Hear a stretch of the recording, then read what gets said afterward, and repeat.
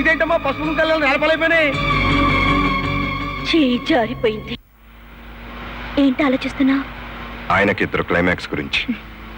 పెళ్లి కన్నా ప్రేమే ఎక్కువని నన్ను ఈ కారు ఎక్కించుకుని రుజువు చేశావు. నీ సీరియల్కి ఇంతకన్నా గొప్ప క్లైమాక్స్ ఏముంటుంది? మరి భార్య పాత్రకు ముగింపు? హీరో ఆమెను పవిత్రంగానే ఉంచాడు కాబట్టి తనకు మరో పెళ్లి చేసి ప్రియురాలతో సెటిల్ అవుతాడు. అలా కాకుండా ప్రియురాలకే పెళ్లి చేసి భార్యతో సెటిల్ అయితే? తను ప్రేమించిన వాడు తనకు దక్కకపోతే ఈ ప్రియురాలు చావనైనా చస్తుంది గాని మరొకరిని పెళ్లి చేసుకోదు. గుడ్, మంచి క్లైమాక్స్. నాకు తెలుసు నీకు ఈ క్లైమాక్స్ తప్పకుండా నచ్చుతుందని. కమాన్. ఈయన ఎక్కడికి వెళ్ళాడు ఏంటో, ఎప్పుడు వస్తాడు? అమ్మా అమ్మా, సూర్యం గారి క్లైమాక్స్ గురించి తమరికైనా చెప్పారమ్మా? ఏమంటే మనలో మన మాట అండి, హీరో ఇల్లాలతో సెటిల్ అయితే బాగుంటుందంటారా, ప్రియురాలతో సెటిల్ అయితే బాగుంటుందంటారా? భార్యతో సెటిల్ అవ్వడమే న్యాయం కదా. న్యాయం ఎవరు కావాలమ్మా? ఎరైటీ కావాలి కానీ పెళ్ళాన్ని కాదని ప్రియురాలతో సెటిల్ అయితేనే బాగుంటుంది. పెళ్లినాడు నిండు 100 ఏళ్లు భార్యతోనే కలిసి ఉంటానని ప్రమాణం చేసి 100 రోజులైనా గడవక ముందే భార్యను వదిలేయడం ఆ భర్తకి ధర్మం కాదు కదా. అంటే తమరు అనేది ఏంటండి?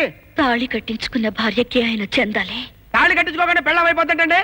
ఆవిడ ఏనాడైనా మూడు కింద అన్నం పెట్టిందా, పక్కేసిందా, సంసారం చేసిందా, సుఖపెట్టిందా? ఏం చేసిందని? ఆవిడ సుఖపడలేదు, అతను సుఖపెట్టలేదు. అటువంటిప్పుడు ఆ భర్త ఆ భార్యను ఎలా ఎలుకుంటాడండి? మొగుడుతో తను ఎలాగూ సుఖంగా ఉండలేదు.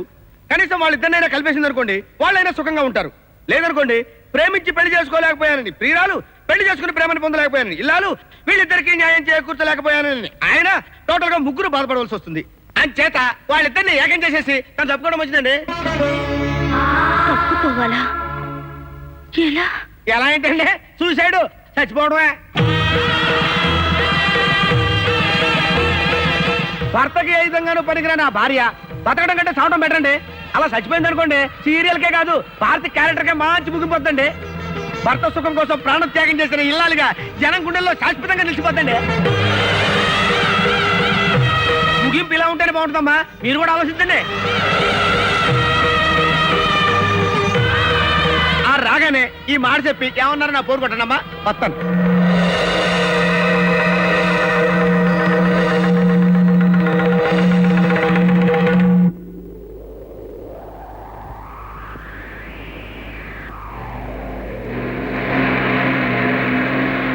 ఎలా ఉంది ఈ ప్లేస్?